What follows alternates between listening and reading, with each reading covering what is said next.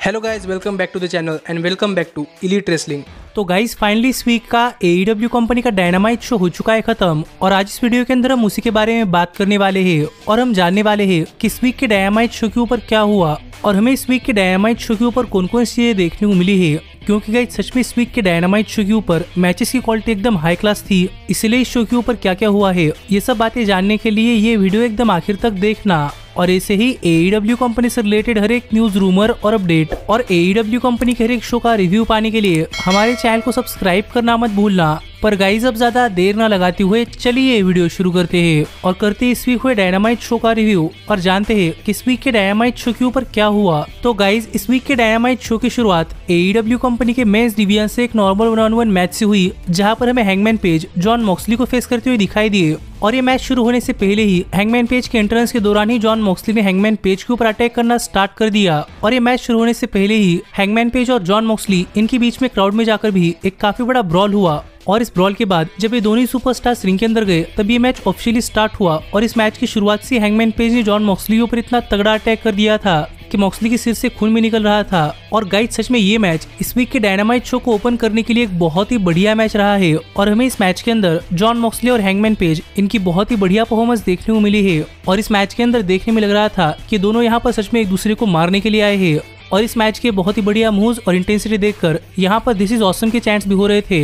लेकिन इस सब के बाद अगर यहाँ पर हम बात करें इस मैच की विनर की, तो गाइस फाइनली इस मैच के आखिर में जॉन मॉक्सली ने रिंग साइड पर हैंगमैन पेज पर एक किंग कॉन्ग लैरिएट लगाई और इसका जवाब देते हुए हैंगमैन पेज ने डायरेक्टली रिंग साइड पर जॉन मॉक्सली पर टेबल के थ्रू एक पावर बम लगा दिया। और जैसे ही जॉन मॉक्सली रिंग के अंदर आए वैसे ही हैंगमैन पेज ने जॉन मॉक्सली के ऊपर अपना फिनिशर डेड आई लगा दिया। और हैंगमैन पेज ने जॉन मॉक्सली के ऊपर बकशॉट लैरिएट भी लगा दी, लेकिन फिर भी जॉन मॉक्सली किक आउट कर पाए। और मॉक्सली किक आउट करते ही हैंगमैन पेज ने जॉन मॉक्सली के ऊपर उन्हीं का सबमिशन बुलडॉग चोक लगा दिया। लेकिन मॉक्सली ने इस आउट ऑफ नोवेयर एक पिन के अंदर कन्वर्ट कर लिया और यहाँ पर हैंगमैन पेज को पिन कर जॉन मॉक्सली ने मैच जीत लिया है। और ये रिजल्ट देखकर खुद हैंगमैन पेज को भी बिलीव नहीं हो रहा था कि हैंगमैन पेज ये मैच हार चुके हैं। और मॉक्सली के ये मैच जीतने के बाद यहाँ पर ब्लैकपूल कॉम्बैट क्लब के बाकी मेंबर्स जैसे कि क्लूडियो और व्हीलर यूथा आ गए। और यहाँ पर हैंगमैन पेज और जॉन मॉक्सली फिर एक बार एक दूसरे के ऊपर जा रहे थे, लेकिन ब्लैकपूल कॉम्बैट क्लब ने सेपरेट रखा। तो अब देखना पड़ेगा कि आगे चलकर इन दोनों सुपरस्टार्स के बीच में क्या होता है, क्योंकि माना कि यहाँ पर जॉन मॉक्सली जीते हैं पर मॉक्सली को ये जीत उस तरीके से नहीं मिली जिस तरीके से मॉक्सली चाहते थे। और हैंगमैन पेज तो हारने से वैसे ही गुस्सा है। पर इसके बाद हमें डायनामाइट शो के ऊपर डार्बी एलिन और समोआ जो के मैच के लिए एक हाइप वीडियो देखने को मिला, जिसके बाद हमें डायनामाइट शो के ऊपर बैकस्टेज में रेने पिकेट, बनी और जेमी हेटर का इंटरव्यू लेती हुई दिखाई दी। और यहाँ पर बात करते हुए बनी ने कहा कि बनी ने जेमी हेटर से टाइम लिया है क्योंकि बनी देख रही है कि जेमी हेटर एक फाइटिंग चैंपियन बन रही है और इसीलिए बनी चाहती है कि बनी को जेमी हेटर के खिलाफ विमेंस वर्ल्ड चैंपियनशिप के लिए एक एलिमिनेटर मैच मिले। जो बातें यहाँ पर बनी ने कही और इस पर जेमी हेटर भी मान चुकी है। पर ये सेगमेंट चलने के दौरान ही हमने बैकस्टेज में टीवी स्क्रीन के ऊपर देखा कि टोनी स्टॉर्म और सरया मिलकर डॉक्टर ब्रिट बेकर के ऊपर अटैक कर रही थी। और ये अटैक देखकर जेमी हेटर यहाँ पर डॉक्टर ब्रिट बेकर को बचाने के लिए यहाँ से भाग गई। तो देखने के लिए मजा आने वाला था कि आगे डॉक्टर ब्रिट बेकर के साथ क्या होता है। लेकिन इसके बाद हमें डायनामाइट शो के ऊपर द क्लेम एक टैग टीम मैच के अंदर लोकल टैलेंट्स को फेस करते हुए दिखाई दिए। और यहाँ पर इस मैच से पहले लोकल टैलेंट्स ने द क्लेम का मजाक उड़ाया, पर इसका जवाब देते हुए जैसे ही मैच स्टार्ट हुआ वैसे ही द क्लेम ने लोकल टैलेंट्स के ऊपर अपना फिनिशर लगाकर उन्हें पिन कर ये मैच जीत लिया है, जो द क्लेम के लिए काफी आसान सा मैच था। पर क्लेम के ये मैच जीतते ही यहाँ पर एस बॉयज आ गए और यहाँ पर आकर द क्लेम से बात करते हुए एस बॉयज ने कहा कि उनके world tag team championship match का क्या हुआ। और इस पर बात करते हुए द क्लेम ने कहा कि द क्लेम थोड़ी फार कंफ्यूज है कि द क्लेम को उन्हें वर्ल्ड टैग टीम चैंपियनशिप्स के लिए मैच देना चाहिए या नहीं। और इसीलिए द क्लेम यहाँ पर क्राउड को ओपिनियन लेना चाहती है, जो बात यहाँ पर द क्लेम ने कही। और यहाँ पर क्राउड ने एस बॉयज को वर्ल्ड टैग टीम चैंपियनशिप का मैच देने के लिए ना कहा और इसीलिए द क्लेम एस बॉयज को वर्ल्ड टैग टीम चैंपियनशिप के लिए मैच नहीं देना चाहते थे। जो देखकर यहाँ पर इन दोनों टैग टीम्स के बीच में एक ब्रॉल होने ही वाला था, लेकिन बिली गन ने ब्रॉल शांत किया और बिली गन यहाँ से जा रहे थे। पर यहीं पर बिली गन से बात करते हुए एस बॉयज ने कहा कि बिली गन फिर एक बार वही कर रहे हैं जो कि बिली गन ने आज तक उनके साथ किया है, कि वो फिर एक बार अपने बेटों के ऊपर टर्न हो रहे हैं। और एस बॉयज के ऐसे कहते ही बिली गन रिंग के अंदर आ गए और बिली गन ने एस बॉयज से बात करते हुए कहा कि अगर उन्हें लगता है कि उनके अंदर भी वो दम है जो कि बिली गन के अंदर है, तो उन्हें नेक्स्ट वीक AEW कंपनी के वर्ल्ड टैग टीम चैंपियनशिप्स के लिए मैच मिल चुका है। जो बातें कहकर बिली गन यहाँ से चले गए और ये देखकर क्लेम भी थोड़ी फार सरप्राइज थी, क्योंकि द क्लेम एस बॉयज के खिलाफ अपने world tag team championship defend नहीं करना चाहते थे। पर बिली गन ने मैच ऑफिशियल कर दिया है। तो अब देखना पड़ेगा कि जब ये मैच होता है तो ये मैच कितना बढ़िया होता है और आगे चलकर एज बॉयज और बिली गन के बीच में क्या होता है। पर इसके बाद हमें डायनामाइट शो के ऊपर एलेक्स मार्वेज बैक स्टेज में जंगल बॉय का इंटरव्यू लेते हुए दिखाई दिए और यहाँ पर एलेक्स मार्वेज ने जंगल बॉय से पूछा कि क्या वो आगे भी जंगल हुक टैग टीम के अंदर कंटिन्यू करने वाले हैं। और यहाँ पर इस सवाल का जवाब देते हुए जंगल बॉय ने कहा कि जंगल बॉय पहले भी टैग टीम के अंदर काम कर चुके हैं और जंगल बॉय टैग टीम करियर के अंदर टॉप पर भी रह चुके हैं और एकदम बॉटम पर भी। इसीलिए करंटली जंगल बॉय फिर एक बार टैग टीम के अंदर नहीं जाना चाहते और करंटली वो सिंगल्स चैंपियनशिप जीतने के लिए जाने वाले हैं। जो बात यहाँ पर जंगल बॉय ने कही तो अब देखना पड़ेगा कि आगे जंगल हुक टैग टीम का क्या होता है। लेकिन इसके बाद हमें डायनामाइट शो के ऊपर ब्रायन केज एक 1-on-1 मैच के अंदर कुनुस्के तकेत्सा को फेस करते हुए दिखाई दिए। और अगर यहाँ पर हम बात करें इस मैच की तो गाइस ये मैच AEW कंपनी की दो पावर हाउस सुपरस्टार्स के बीच में था, जहाँ पर हमें कुनुस्के तकेत्सा और ब्रायन केज इनके बीच में बहुत ही बढ़िया मूव्स देखने को मिले हैं। और इन दोनों ने इस मैच के अंदर एक दूसरे के ऊपर इतना तगड़ा अटैक किया है जो अटैक देखकर लग रहा था कि कहीं इस मैच के अंदर कोई सुपरस्टार इंजर्ड ना हो जाए। और ये मैच भी इस वीक के डायनामाइट शो का एक बहुत ही जबरदस्त मैच रहा है, जिस मैच के अंदर हर एक टाइप की मूव्स थे। पर एक जबरदस्त मैच के आखिर में अगर यहाँ पर हम बात करें इस मैच की विनर की तो आखिरकार इस मैच में ब्रायन केज कुनुस्के तकेत्सा के ऊपर नॉर्मल फिनिशर लगाने के बजाय टॉप रोप से अपना फिनिशर लगाने के लिए गए, लेकिन कुनुस्के तकेत्सा ने इसे रिवर्स कर केज के ऊपर एक सुपर प्लेक्स लगा दी और out of nowhere Brian Cage के ऊपर अपना फिनिशर रनिंग नी स्ट्राइक लगा दिया और ब्रायन केज को पिन कर कुनुस्के तकेत्सा ने ये मैच जीत लिया है। जो मैच सच में एक बहुत ही बढ़िया मैच रहा है। तो अब देखना पड़ेगा कि आगे कुनुस्के तकेत्सा करियर के अंदर उनके साथ क्या होता है। लेकिन इसके बाद हमें डायनामाइट शो के ऊपर रेने पैकेट बैकस्टेज में जेरिको ऑपरेशन सोसाइटी का इंटरव्यू लेते हुए दिखाई दी और यहाँ पर बात करते हुए रेने पैकेट ने जेरिको ऑपरेशन सोसाइटी से पूछा कि रिकी स्टार्स जेरिको के खिलाफ मैच चाहते हैं तो इसके ऊपर जेरिको का क्या कहना है। और यहीं पर बात करते हुए जेरिको ने कहा कि रिकी स्टार्स को जेरिको के खिलाफ आसानी से मैच नहीं मिलने वाला। अगर रिकी स्टार्स जेरिको के खिलाफ मैच चाहते हैं तो फिर रिकी स्टार्स को जेरिको ऑपरेशन सोसाइटी के खिलाफ एक गॉन्टलेट मैच जीतना पड़ेगा और अगर वो एक गॉन्टलेट मैच जीतते हैं तो ही आगे चलकर रिकी स्टार्स को क्रिस जेरिको के खिलाफ एक 1-on-1 मैच मिल जाएगा। जो बात यहाँ पर क्रिस जेरिको ने कही तो अब देखना पड़ेगा कि क्या रिकी स्टार्स एक गॉन्टलेट मैच जीत पाते हैं या नहीं। लेकिन इसके बाद हमने डायनामाइट शो के ऊपर देखा कि द एलीट एक बास्केटबॉल कोर्ट के अंदर खड़े रहकर बात करते हुए कह रही थी कि टॉप फ्लाइट को अगर उनके ट्रियोस टैग टीम चैंपियनशिप्स के लिए मैच चाहिए तो टॉप फ्लाइट एयर फोर्स को लेकर आ सकते हैं और उन्हें ये मैच मिल जाएगा। पर द एलीट की बातें करने के दौरान ही यहाँ पर फर्म की ईथन पेज, मैट हार्डी और आइजिया कैसिडी आ गए और यहाँ पर बात करते हुए ईथन पेज ने कहा कि एलीट की तरफ देखकर ऐसा लग रहा है कि द एलीट को इस वीक AEW कंपनी के शोज के ऊपर करने के लिए कुछ नहीं है, पर ईथन पेज तो AEW कंपनी के शोज के ऊपर कुछ ना कुछ करना चाहते हैं। तो क्यों ना द एलीट और ईथन पेज, मैट हार्डी और आइजिया कैसिडी इनके बीच में एक 6-मैन टैग टीम मैच हो जाए। जो बात यहाँ पर ईथन पेज ने कही और द एलीट भी इस मैच के लिए मान चुकी है। तो अब देखना पड़ेगा कि जब ये मैच होता है तो ये मैच कितना बढ़िया मैच होता है। पर इसके बाद हमें डायनामाइट शो के ऊपर ब्रायन डेनियल्सन एक 1-on-1 मैच के अंदर टिमोथी थैचर को फेस करते हुए दिखाई दिए। और अगर यहाँ पर हम बात करें इस मैच की तो गाइस जैसे ही मैच शुरू हुआ वैसे ही टिमोथी थैचर ने इस मैच के अंदर ब्रायन डेनियल्सन के लेफ्ट आर्म को टारगेट करना स्टार्ट कर दिया और इस पूरे के पूरे मैच के अंदर टिमोथी थैचर ने ब्रायन डेनियल्सन के लेफ्ट आर्म को टारगेट किया है और इसके ऊपर काफी तगड़ा अटैक किया है क्योंकि ब्रायन का वो हाथ पहले से काफी डैमेज था। और इस स्ट्रेटेजी के साथ टिमोथी थैचर ने 90% इस पूरे के पूरे मैच के अंदर डोमिनेट किया है।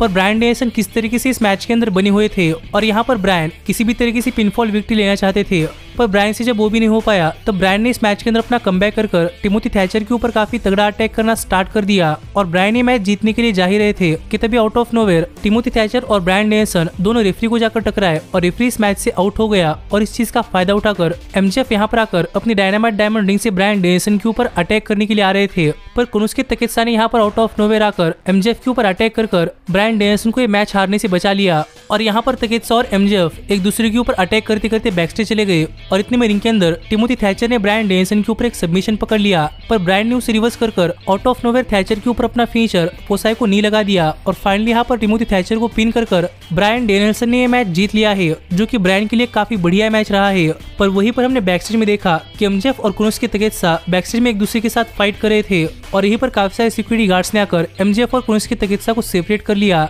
पर यहीं पर आकर बात करते हुए रेने पैकेट ने एक काफी बड़ी अनाउंसमेंट कर दी है कि फाइनली कुनुस्के तकेत्सा और MJF इनके बीच में एक मैच ऑफिशियली कंफर्म हो चुका है। तो अब देखना पड़ेगा कि जब वो मैच होता है तो मैच कितना बढ़िया मैच होता है। लेकिन इसके बाद हमें डायनामाइट शो के ऊपर मुगल एथलीट्स का एक बैकस्टेज सेगमेंट देखने को मिला, जहां पर बात करते हुए स्वर्ड स्ट्रिकलैंड कह रहे थे कि काफी देर हुआ स्वर्ड स्ट्रिकलैंड के पास करने के लिए कुछ नहीं था, लेकिन फाइनली जब स्वर्ड स्ट्रिकलैंड ने डस्टन रोड्स को देखा तो स्वर्ड स्ट्रिकलैंड को अंदर से फीलिंग आई कि डस्टन रोड्स AEW कंपनी के शोज के ऊपर होना डिजर्व नहीं करते, क्योंकि AEW कंपनी के अंदर भी नेपोटिज्म नहीं चाहिए और इसलिए स्वर्ड स्ट्रिकलैंड डस्टन रोड्स को AEW कंपनी में से परमानेंटली रिटायर करने वाले हैं। जो बातें यहाँ पर स्वर स्ट्रेटलाइन ने कही तो अब देखना पड़ेगा कि स्वर वैसा करने के लिए क्या करते हैं। लेकिन इसके बाद में डायनामाइट शो के ऊपर लेक्सी बैकस्टेज में रूश का इंटरव्यू लेती हुई दिखाई दी। लेकिन इतने में यहाँ पर एमजेएफ आ गए और यहाँ पर आकर रूश से बातें करते हुए एमजेएफ ने कहा कि एमजेएफ के पास रूश के लिए कुछ है, और एक कहकर एमजेएफ ने रूश को पैसों से भरा हुआ एक ब्रीफकेस दे दिया। और यहाँ पर रूश से बात करते हुए एमजेएफ ने कहा कि एमजेएफ के पास ऐसे 5 ब्रीफकेस पड़े हुए हैं और एमजेएफ उतने पैसे रूश को देने के लिए तैयार है। लेकिन रूश को सिर्फ एमजेएफ का एक काम करना पड़ेगा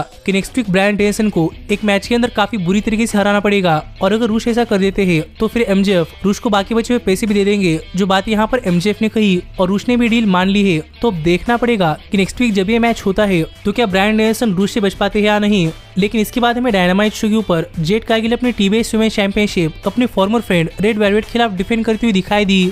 और जेड कारगिल के एंट्रेंस चलने के दौरान ही रेड वेलवेट ने जेड कारगिल के ऊपर अटैक करना स्टार्ट कर दिया और ऐसे ही मैच ऑफिशियली स्टार्ट हुआ। और ये मैच स्टार्ट होते ही रेड वेलवेट के पास एडवांटेज था, इसीलिए रेड वेलवेट ने इस मैच के अंदर जेड कारगिल के ऊपर काफी तगड़ा अटैक कर दिया। और जब कभी जेड कारगिल इस मैच के अंदर अपना कमबैक करती तो जेड कारगिल के सभी मूव्स पता होने की वजह से रेड वेलवेट इस मैच के अंदर जेड कारगिल को काफी तगड़ी टक्कर दे पा रही थी। और फॉर्मर फ्रेंड्स के बीच में ये मैच एक बहुत ही बढ़िया मैच रहा। लेकिन इस सब के बाद अगर यहाँ पर हम बात करें इस मैच के विनर की, तो गाइस फाइनली इस मैच के आखिर में जब लेला ग्रे इस मैच के अंदर काफी इंटरफेयर कर रही थी तो यहाँ पर कियारा होगन ने आकर लेला ग्रे के ऊपर अटैक कर दिया और ये देखकर रेफरी थोड़ा सा डिस्ट्रैक्ट हुआ। पर इतने में रिंग के अंदर रेड वेलवेट ने जेड कारगिल के ऊपर अपना फिनिशर लगा दिया था और जेड कारगिल को पिन कर दिया था। पर इस डिस्ट्रैक्शन के चलते जेड कारगिल रेफरी के 3 काउंट करने से पहले किक आउट कर पाए, जो देखकर रेड वेलवेट थोड़ी बार शॉक के अंदर तो थी ही। लेकिन यहीं पर रेड वेलवेट ने जेड कारगिल के ऊपर एक सबमिशन लगा दिया, जिस सबमिशन को अपने ताकत का इस्तेमाल कर जेड कारगिल ने आउट ऑफ नोवेयर अपने फिनिशर के अंदर कन्वर्ट कर लिया। और उसके बाद रेड वेलवेट को पिन कर जेड कारगिल ने ये मैच जीत लिया है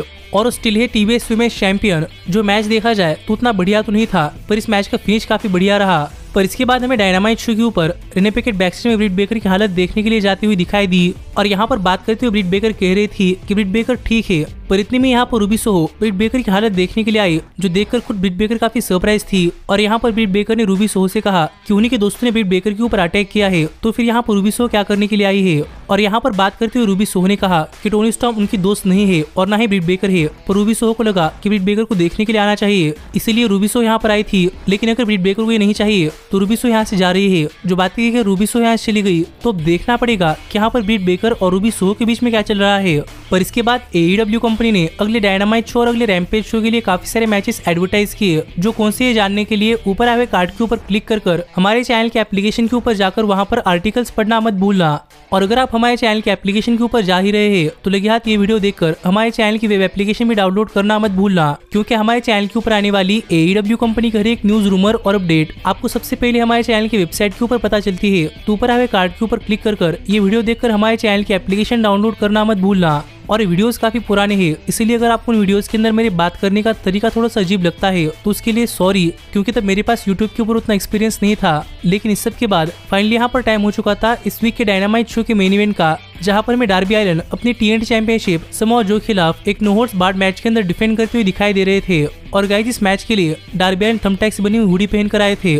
और ये मैच शुरू होते ही डार्बी अलिन ने अपनी उस हुडी का इस्तेमाल करते हुए समोआ जो के ऊपर काफी तगड़ा अटैक करना स्टार्ट कर दिया। पर जो ने भी यहाँ पर कमबैक कर डार्बी अलिन के ऊपर काफी तगड़े मूव्स लगाए हैं, जहाँ पर दोनों ही सुपरस्टार्स क्राउड के अंदर जाकर भी रेसल कर रहे थे। और हमेशा की तरह ही इस मैच के अंदर समोआ जो का खून भी निकला। लेकिन गाइज मैं यहाँ पर देखकर सरप्राइज था कि जब भी डार्बी अलिन इस मैच के अंदर अपना कमबैक करते तब समोआ जो डार्बी अलिन को एक बच्चे की तरह उठाकर फेंक देते, जो कि इस मैच के अंदर काफी बढ़िया चीज लग रही थी। और इस मैच के अंदर ब्रूटैलिटी भी थी और बहुत ही हार्डकोर स्पॉट्स भी थे।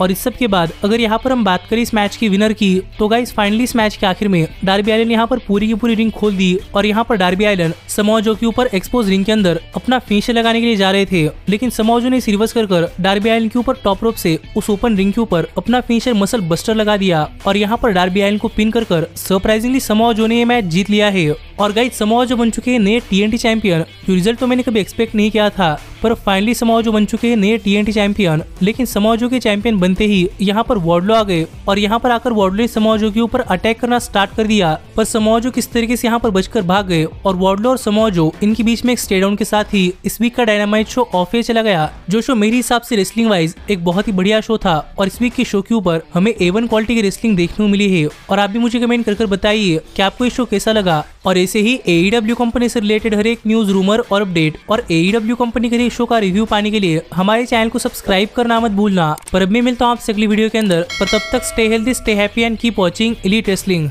Hey, did you like that video? Click the screen for more. And where do you think you're going? Check out our official merchandise page and to support the entire cast. And thanks so much for being the elite. The elite, the elite. What, Nick, you're not going to sing it all with me this time?